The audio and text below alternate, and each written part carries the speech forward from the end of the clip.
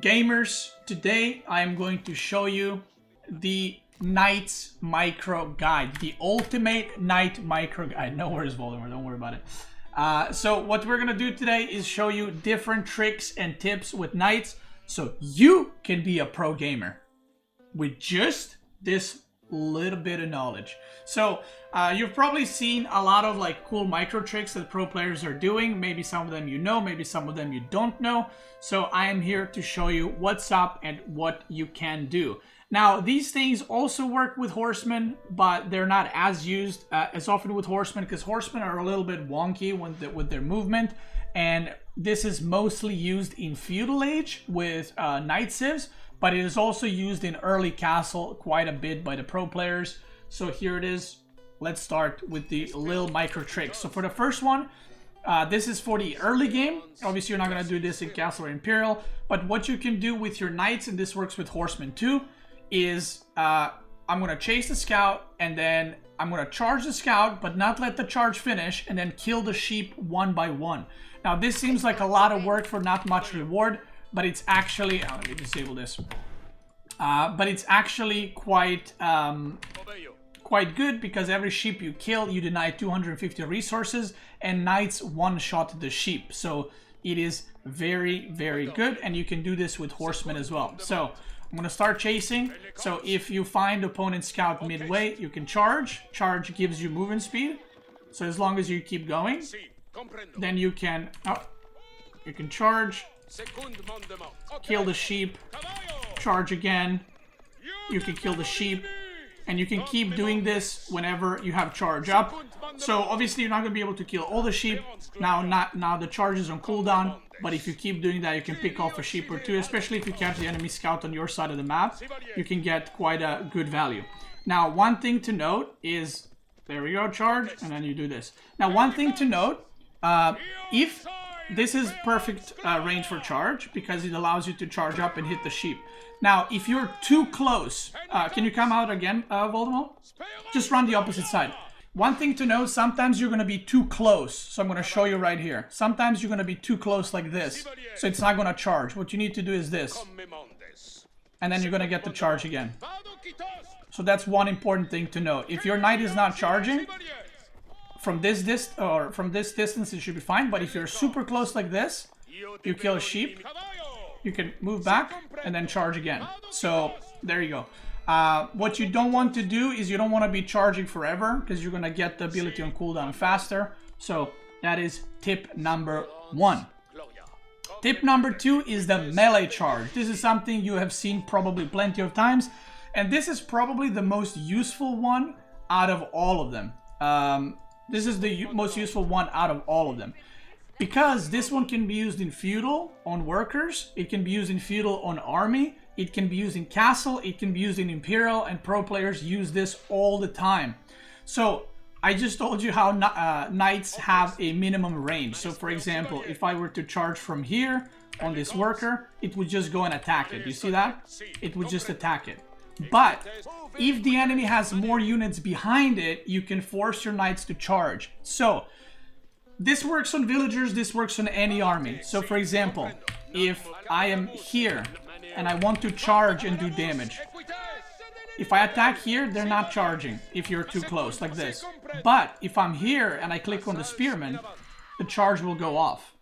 So the minimum distance for charge is somewhere around here. So if you're in melee range against any units, all you need to do is click the units further away than that, and the knights will charge. And because they're charging to the spearmen, they're hitting the first target, which are the villagers. And this is a trick, like I said, pro players use this in every matchup all the time. You might not notice it, but this happens in the big battles as well. Actually, can you make like 20 men-at-arms and archers? Just send the units on top. Okay, so I'm going to show you how this works in battle. Now, sometimes you will charge, you know, at the start of, not sometimes, but you will always charge at the start of the battle. So let me show you. And once you charge, the charge will go on cooldown. That does regenerate in combat. So what I mean by this is, so let's say I'm not going to charge, but just because I don't want to wait for the cooldown. But let's say you've been fighting for 10, 15, 20 seconds, right? You can A move on my army, by the way, and just don't do anything. Put archers, yeah, that's fine. So I'm gonna not charge. So let's say we've been fighting for a while and my charge is ready. I can't charge in melee, but what I can do is click here. And the knights, if they have the charge, they will charge in melee. And the moment they complete the charge, you just A move immediately. And that way you get bonus damage against the units. Right? So I'm gonna run. Just to show you. I think the charge is on cooldown right now. So like this, I get a charge, and now you A move and you continue fighting. And again, this is what pro players use all the time. Doesn't matter what civ you are, any knight can use this. Horsemen use this to a lesser extent because their charge is not as powerful, and like I said, their movement speed is kind of wonky. But you can do these kinds of melee charges with your knights very, very often. Now the next one that I'm going to show you is going to be the Spearmen brace and how to avoid it. So normally when you have knights and you just A move them onto Spearmen and the enemy A moves into you, which is attack move, which is you click A and you attack on the ground, so the units attack everything in their path. So just A move onto my knights. So what happens is, if I A move and he A moves, the units will brace and my knights will get stunned. Right? Now my knights cannot, or yeah, that one is stunned, and you can see I took a fuckload of damage. So now there's a way to avoid the brace and to put the Spearman brace on cooldown, okay? So I'm going to show you right here. You can A move with the 3 Spearmen and 5 archers at the top. So, and put archers a bit in the back as well. So this is what you want to do. I'm going to charge.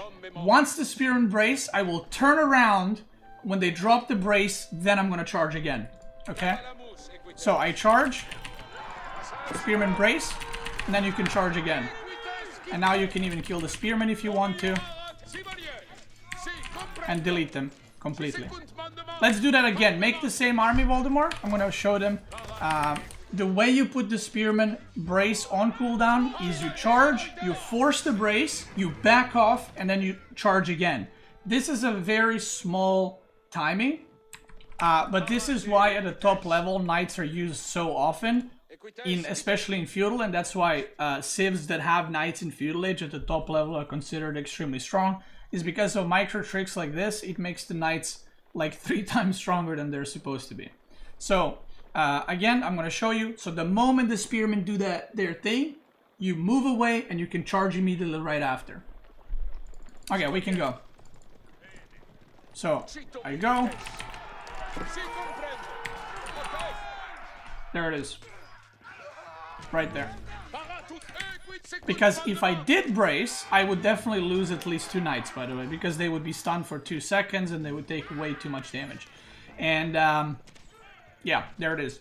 And then tip number 4 is going to be how to run away with charge with your knights. So this last trick is when you're usually stuck in their base and you can't get away. Like the Spearmen are either charging at you from behind and you're low HP and you're trying to get away. So there's a way to, just like you're using the charge mechanic to get movement speed to catch up to the scout, you can use the same thing to run away from stuff. You just need to use your knights in a smart way. So I'm going to show you here what he's going to do. He's going to attack me with his Spearmen. Let's say these guys are low HP and I'm trying to run away and not looking for a fight. You can just use the enemy units to help you escape. Alright, you can go for it. So he's going to build farms just to show you can use different units for this. So let's say I am running. The Spearmen are maybe catching up or whatever. What you can do is you can charge onto different units to gain movement speed to get away. So if the archers are shooting, same thing. You can charge on a mangonel. You don't need to finish the charge if it's a random unit. And you can use the same on the villagers. And now you've gained some distance and you can safely escape. So you can keep doing this as long as you have charge. You can keep charging onto different things to gain movement speed.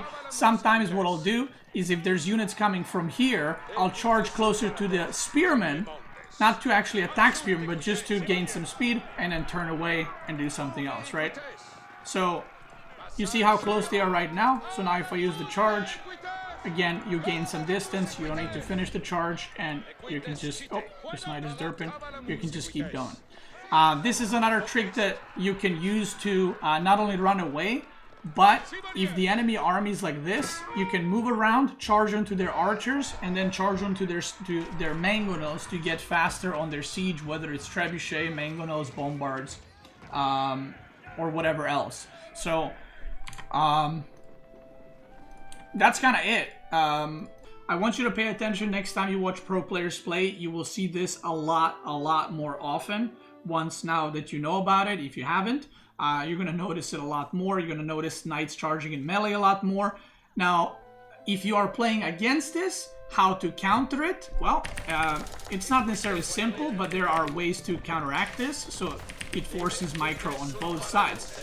So, for example, if knights are trying to charge here, for, you know, on top of your archers, instead of A moving onto the knights, what you can do, instead of going to the knights, the enemy forcing brace and then killing your archers after, once the enemy goes, you can just go on top of your archers, so that you prevent the melee charges, or, you know, you prevent them being able to close gap quicker and stuff like that. So you gotta cover your units by being on top of them, okay? Because if you just A move, the opponent might run around and you know, get on top of your rangers, your siege, or whatever. Which is why you see me very often do this. When I have siege and the enemy has cavalry, what I like doing, let's say this is a mangonel, instead of chasing the knights, what I do is I do staggered formation, and I get on top of a mangonel like this. So now when the enemy charges, they will brace, and even if the enemy dodges the brace, the spearmen are still going to be able to defend the mangonel. So there it is. That's it. That was a subathon goal, to do a knight micro trick guide. I hope I didn't forget any. I don't think I did. If I did, feel free to let me know. This is part of the subathon goal. I have a siege micro guide that I'll be doing, a micro guide, ultimate micro guide that includes explaining all the formations, when you're supposed to do the formations, how you're supposed to you know, use your hotkeys, how to remove or take in extra units in your control groups, and just how to micro archers versus spearmen, spearmen versus knights, and knights versus archers. And that is it. If you're watching on YouTube, thank you so much for watching. I hope you enjoyed this video, and I hope you learned something new. Go out there and slay them nerds with the knights. If you're watching on Twitch, let's keep going.